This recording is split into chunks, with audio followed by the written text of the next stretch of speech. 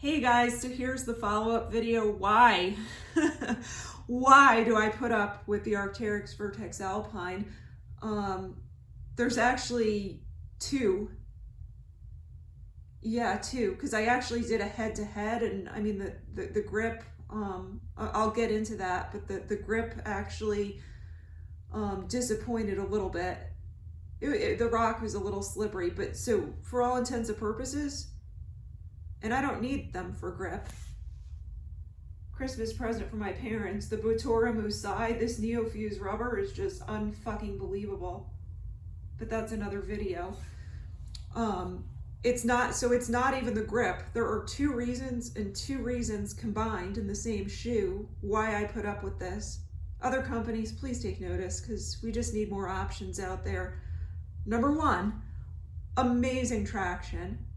Absolutely amazing. I'll get into each of these a little bit more. And number two, does require a bit of an explanation. I think I've talked about this in other videos, and that's what I personally like to call honesty of footfall.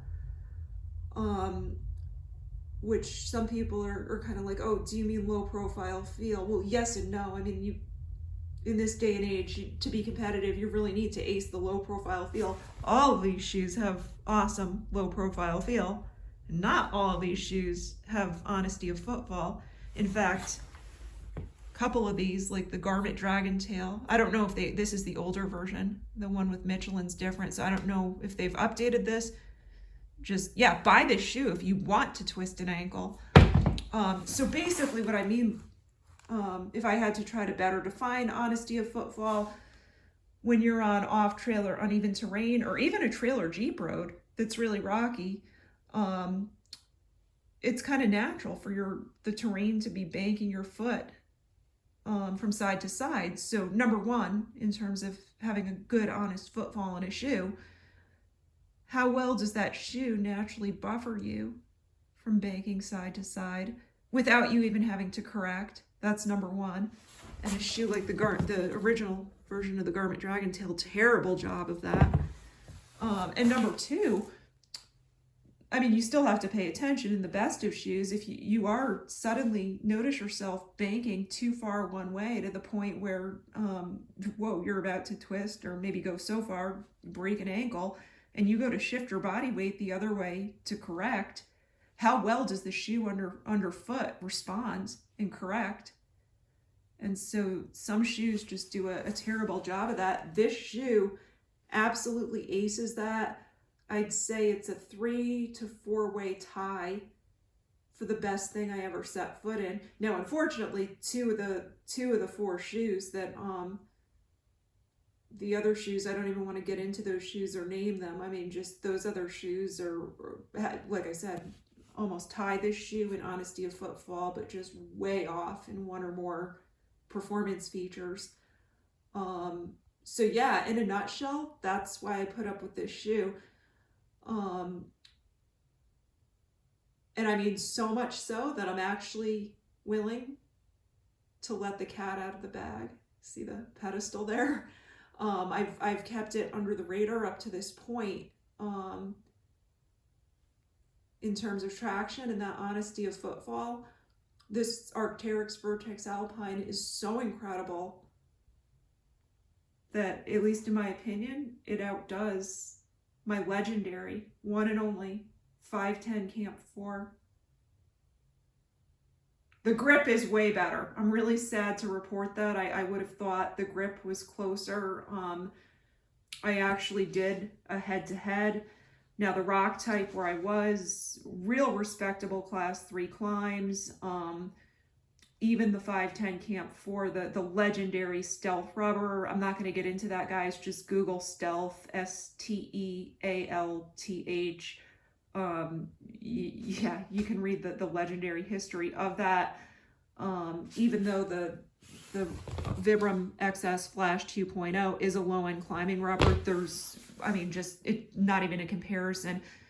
So it actually, the mountain I was doing, it actually really surprised me. I was not accustomed to that. I kind of did a write up. It's a private site. I don't like to put a lot of my stuff publicly. And I had even noted in that, like, I was just kind of a little bit taken aback. I'm not used to slipping in stealth rubber. But when I say slip, I mean, we're talking fractions of an inch. Same mountain when I went to, it's like a double summit, same rock type, in both class 3.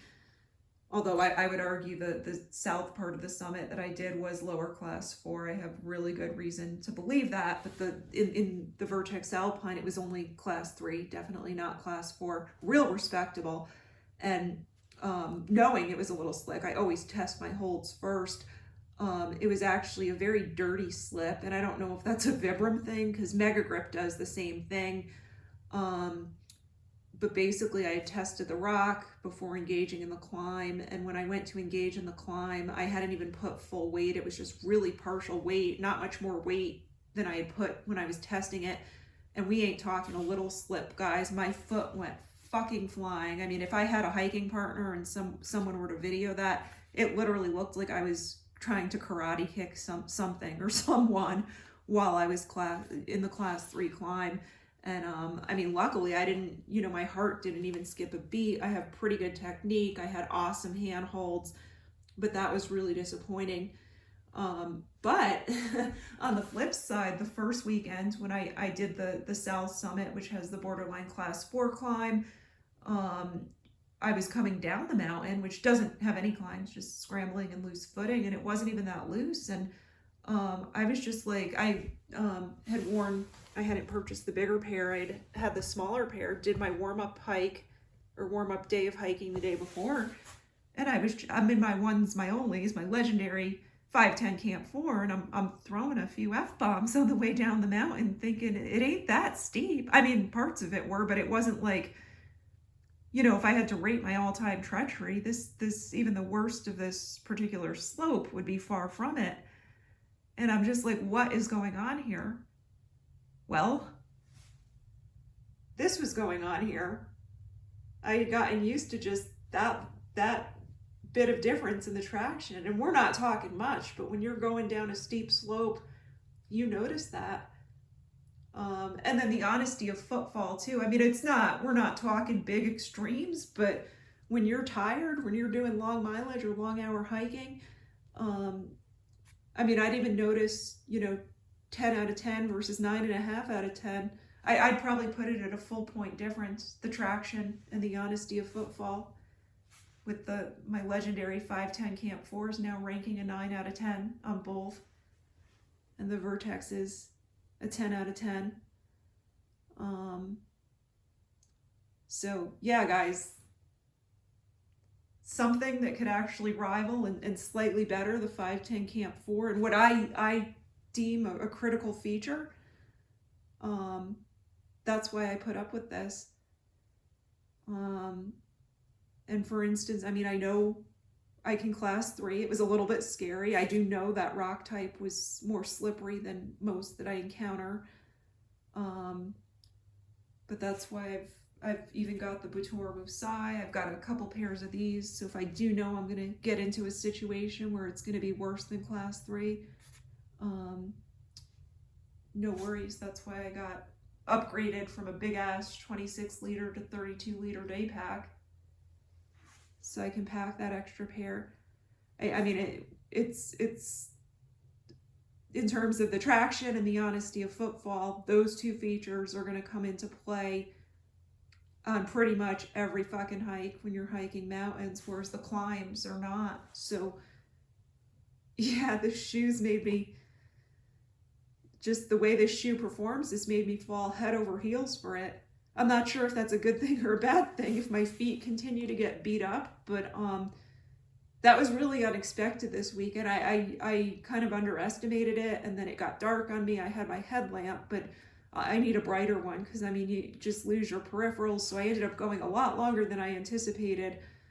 13 hours, 22 minutes to be exact. In this pair, I think I would have been SOL. I never really got past the 7-hour mark comfortably in the smaller pair.